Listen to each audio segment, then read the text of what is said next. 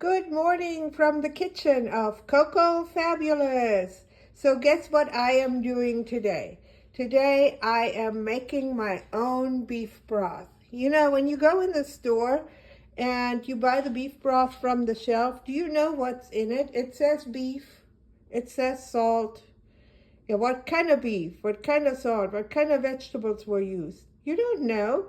The stuff has been so over-processed that all health has been cooked out of it. So I went to the store, I got organic red onion, celery, and carrots. I got beef-fed, grass-fed beef, not beef-fed, grass, okay. Got it backwards. Grass-fed beef, and then I got marrow bones, and some of them with extra meat on it. Meat is the big deal when you're trying to make beef broth. Use grass-fed beef to get quality in your food. There is some organic extra virgin olive oil and pink Himalayan salt. Let me tell you, the pink Himalayan salt is terrific. Really, really good for your health. So this is the first part of me making beef broth. I will show you more later. Here we go again. So our oven has preheated to 425 degrees. And yes, it is 9:42 in the morning and I'm still drinking my coffee. So here is the bones. Now what I did to these before they're going in the oven is I lightly coated them all with organic extra virgin olive oil. And I also put a little bit of pink Himalayan salt on them. Now, when you select the meats that you're going to use to make your beef broth, you have the right to be a little bit picky. You want to pick stuff that is going to give you the most collagen. Why is that? Well, as we age, natural collagen production declines, and that can affect several areas of our body. We're not just talking about the skin. I'm talking about things like your joint tissue, the cartilage, the tendons, the ligaments. Collagen is important with your muscle strength. It is important for your bone health. And then lastly, which is very important to me, it gives you skin elasticity and provides structural support in any connective tissue. So that's why collagen is so important. How many collagens do you think you're going to get out of one of those little cartons of beef broth from the store? Yeah, right. Do they care about that? I don't think so. They're caring about making some money. So they're going to sell you the cheapest they can do at the highest cost. All right, let's go ahead and put this in the oven, and then after that, we'll see what happens. Hey, it's the fabulous Coco's Kitchen again. So this is part 3 of the beef broth, and here we are at my stove, and you see the smoke coming out there. That's the beef roasting. Now, I took the liberty of already turning it over. What you do is you take it out and you turn all your beef over. So you can see this is already getting nice color on it here. All right, so now you've got to add some stuff to it. I'm going to go ahead and add these vegetables to it that I had prepared. So let me tell you a little bit about why beef broth can be so good for you when you consume it in moderation. So the nutrient-dense part of this provides you protein, it provides you vitamins, minerals, and collagen. So all those parts are very good for you. And I'm only going to use about half of these vegetables right here. And I'm going to go ahead and sprinkle them with a little bit more of the olive oil, so that they can roast for the next half hour. So I'm just going to put a little bit on here. There we go. Hear how it's starting to sizzle? All right, now another thing I'm going to add here is I'm going to stick some homemade tomato paste. You can buy it in the store organic, that's fine. I'm one of those people that likes to can. And so I'm going to put a generous 2 tablespoons in here. And let's see, now that is all I need to do at this point. I'm going to go ahead and just stick this back in the oven. And we're still at 425, and I'm going to set my timer again for 30 minutes. All right, so it started. And just what I wanted to tell you about this beef broth is that the amino acids and minerals in this beef broth will help strengthen your gut lining and improve your digestive function. Now, the nutrients in the beef broth, like zinc and magnesium and amino acids, can help support a healthy immune system, which is important right now in the winter. So the beef broth is made by simmering the beef bones. Afterwards, here the connective tissues and the vegetables in water for a long time. The collagen from the bones and connective tissue then breaks down into a gelatin, which contains the amino acids that support your joint health. So bone broth can also be drank as a beverage. You don't always have to use it for cooking. So it's very versatile. So that was part 3. Let's see what we come up with for part 4. Hey, all right, we are back in Coco's Fabulous Kitchen, or the Fabulous Coco's Kitchen, whichever way you want to say it, or you can just say it's Petra's Kitchen. But I took the pan out of the oven, and now I'm transferring everything to this big old stock pot here. Now the reason I'm doing this is because I like to can my broth to have it handy whenever I need it, so because this is a lengthy process. And so I take the biggest pot I can. Now when you do it at home and you go by my recipe, you can reduce what you're using and reduce the amount of ingredients, reduce the amount of liquid you're adding, and just make a smaller portion of it. It is up to you. When you don't have the ability to can, your beef broth will keep in the refrigerator for a week. So you can make it just for 1 week, whatever you're going to need it for, or just for the recipe you want to do it.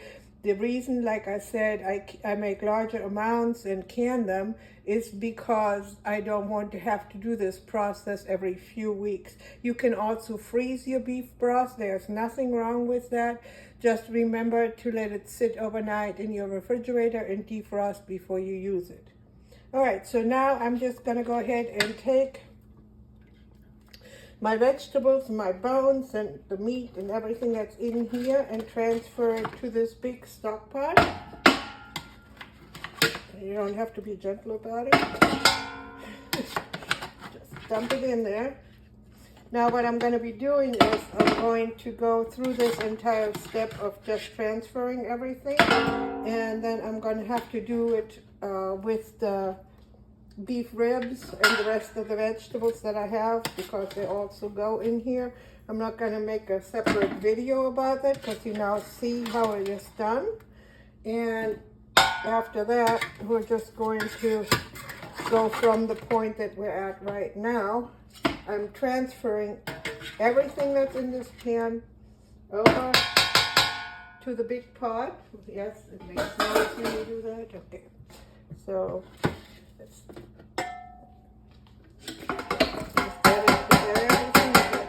now the next thing I'm going to do is I'll take a quart of hot water and I pour it into this pan, because there is a bunch of brown yumminess at the bottom of this pan. Now I'm telling you, this is what gives your beef broth the most of the flavor, is everything you have at the bottom of this pan.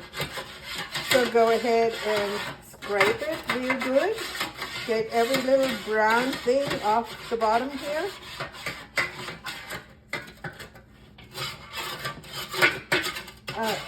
So that's pretty good. Now take it and pour it over the beef and vegetable you have in your stock pot, or whichever pot you're going to use. All right. So this is as far as we're going to go with this one, because like I said, I still have to do the beef ribs now in the same fashion. And when that is done, then we're going to go ahead and go to part 5. I had some comments why I wasn't showing my face. The reason I'm not showing my face, folks, is because I am in a skincare trial, and I have posted earlier about this. I took before pictures, and I want to make sure that the after pictures are as impactful as I can get them, because right now I see terrific differences in my skin already. And I just want to hang on a few more days before I let you see my skin. So this is part 5. Let's see what we're going to do with the next part. Okay guys, you are back in my fabulous kitchen, and we're on the next step of our beef broth. I want to make sure that you get all the steps in so you know exactly how to make my fabulous beef broth. So I finished up with the ribs. I prepared them the same way I did the marrow bones, and I put them in the pot, and then I added hot water to the pan to scrape out all the good brown stuff on the bottom. And after that, I filled up the pot with water so that all the beef is covered. So that is very important, because that is what gives you the broth. Now, that's not the only thing we want to put in here. Now that we have all the vegetables with the tomato paste and all the good brown stuff, everything is nice and roasted, we're going to add garlic. Now, it's up to you how you want to do this. I use large amounts of garlic that I get from my garden and roast them and put them in little containers like this and can them. Or you can, during the last part of the roasting, add 2 full heads of garlic with the tops sliced off. Keep them in the little papers and everything. Just leave them in there and roast them. And then when you get done with roasting everything, they should be nice and easy to just squeeze out of those papers right into your pot. So that's what you can do, or you can get roasted garlic and make it yourself. The other thing that you want to add now is thyme. You're supposed to add fresh thyme, but it's that time of the year where I have to use my thyme that I dried and reserved. So let's go ahead and add that to the pot. 1 tablespoon for a big pot like this is enough. The other thing that you do not want to forget, some nice organic bay leaves. Usually it says about 2 or 3. I like the taste of bay leaves, so I'm putting more than 2 or 3. I think 5 or 6 is more my style. There we go. So that's in there. And now the piece de la resistance, apple cider vinegar with the mother. Okay, so this is unfiltered, unrefined vinegar that contains beneficial bacteria, you know, yeasts and proteins, and it has a lot of potential health benefits. One of the things that it has is digestive health benefits. The mother contains the probiotics, which are beneficial bacteria that support your digestion and enhance nutrient absorption. Now, the vinegar also contains enzymes that help break down foods. So what this does, it actually pulls stuff from the bones as this cooks. So I'm putting 2 tablespoons because of the amount of liquid that I have in here and the amount of bones that I have in here. Now, another thing about apple cider vinegar, it is very good for your blood sugar levels and your heart health. Apple cider vinegar helps improve the insulin response, and it lowers blood sugar levels after meals. But, you know, like with everything that I'm telling you guys, ask your doctor if you have any special stuff going on with your body. I'm not a doctor. I'm just here as a cook and to help you guys make my fabulous beef broth. So for the heart health, it has proven that it has been helping to regulate blood pressure and cholesterol levels. And then the other thing is the mother in the apple cider will help you activate antibodies that prevent illnesses, immunity, so to speak. It is very good for your skin and nails.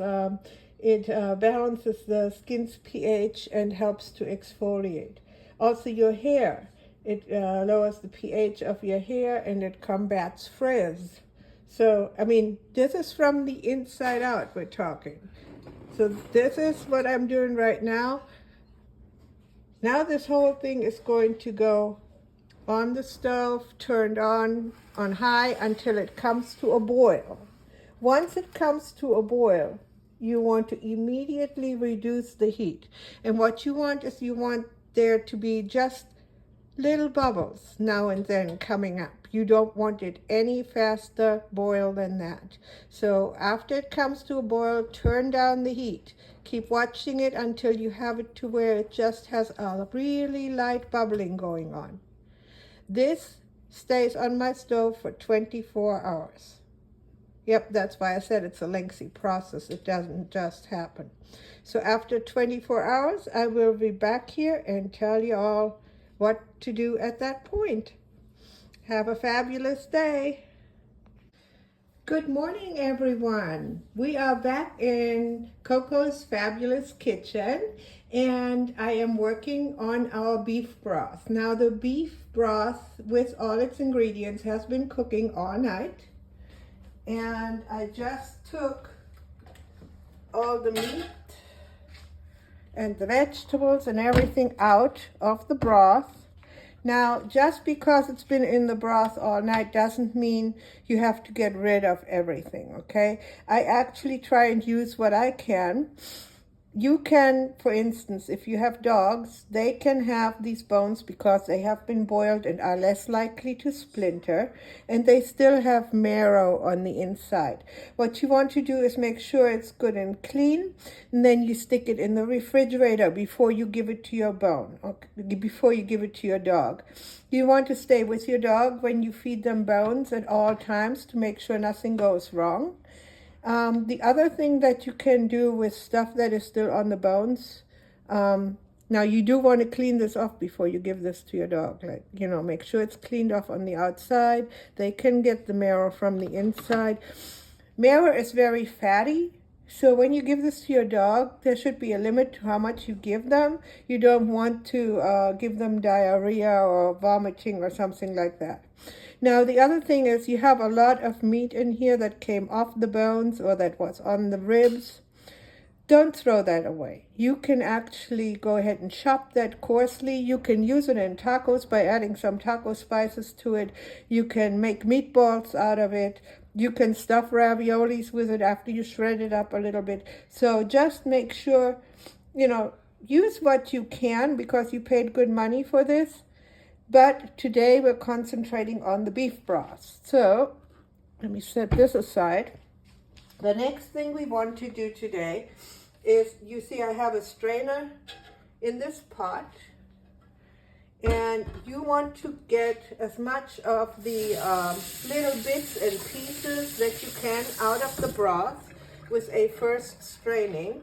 Then we're going to add a cloth to the strainer and put it through again, and that way the beef broth will get nice and clear, or it should get clearer. So let's start with the first step.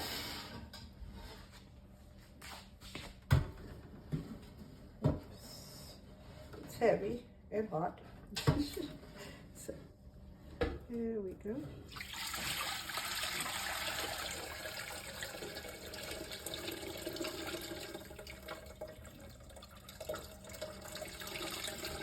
Okay, so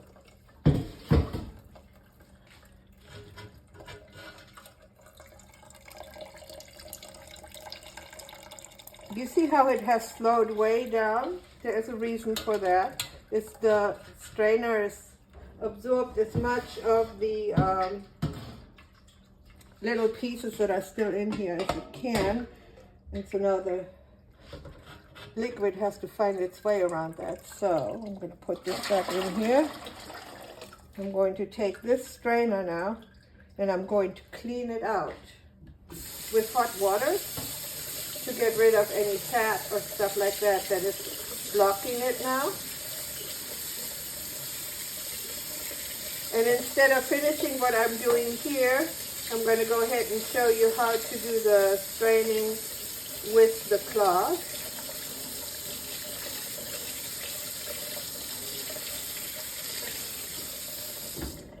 All right, let me get the cloth.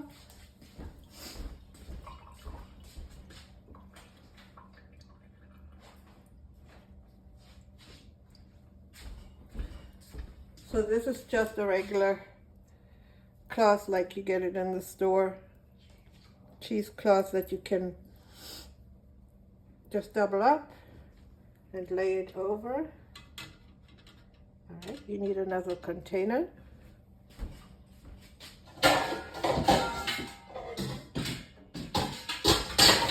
And I just use my large pots for when I make these kind of things. Simple enough. So put this over the other large pot. And then you just go ahead and pour the part that has been pre-strained through your cloth.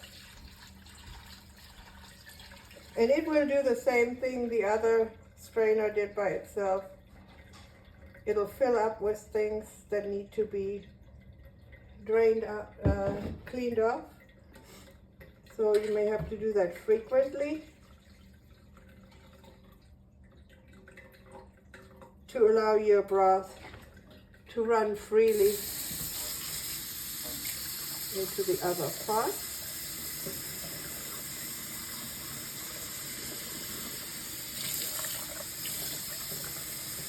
And it's okay if this cloth is wet when you use it. After all, the broth is made with water.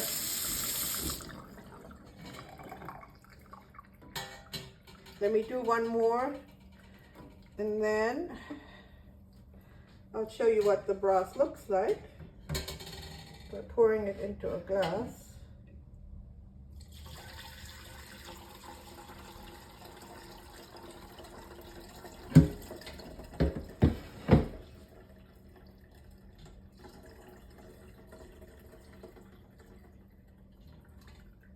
Because you can see that even as a strained broth, it still looks very, very cloudy. And it's not going to come super clear with this particular cheesecloth. I'm going to show you another one.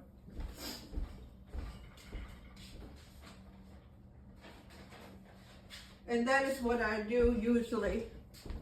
So after pouring my entire broth through this cheesecloth, you see how this cheesecloth is not as fibery. It doesn't have as much gaps. It is woven.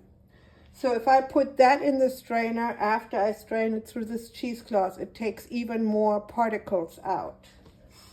Now let's see what this looks like now that I have strained it through the strainer and through a cheesecloth. I'm going to go ahead and put it in here.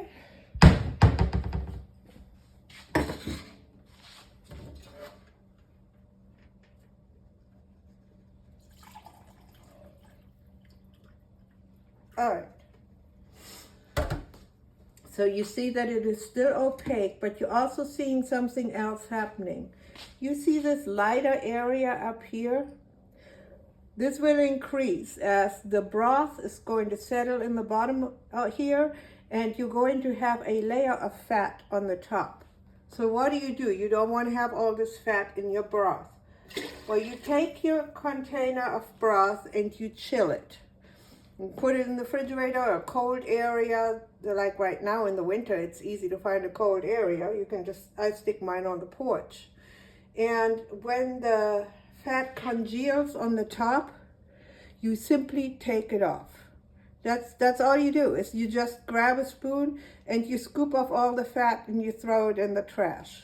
Unless you have another purpose for beef fat. Some people use it for stuff. So this is all it takes to make beef broth. It is very healthy. You want to look at all the benefits online, you can do that. I will be posting my recipe so that anybody who wants to can make this beef broth. Also, Scott will go ahead and take all these little pieces that I made and put them all together into one video, so it'll be easier to save and easier to watch. I hope this has helped you, and I hope you enjoyed this. And come back and see me again. Just look for the Fabulous Coco.